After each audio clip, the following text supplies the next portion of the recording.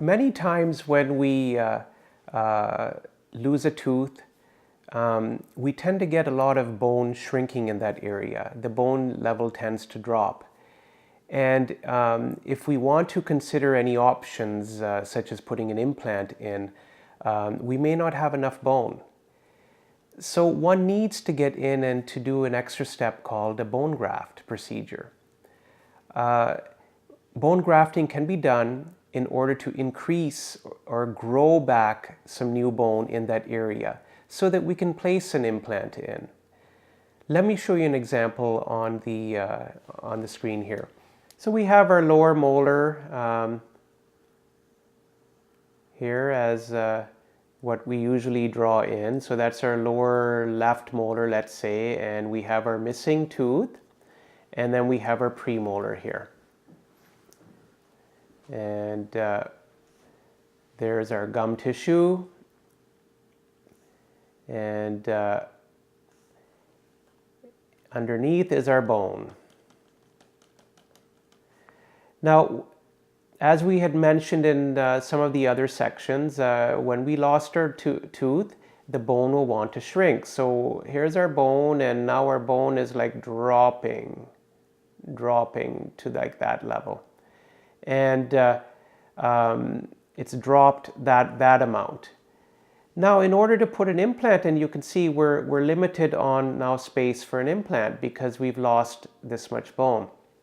So this is where one can get in and to do a bone graft. And so this area here then, one can get in and put some bone graft material in this area.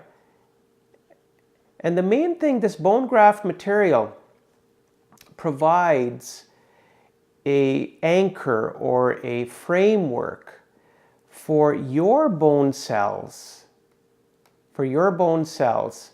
which are all in here, to enter in that area and to start growing your own bone.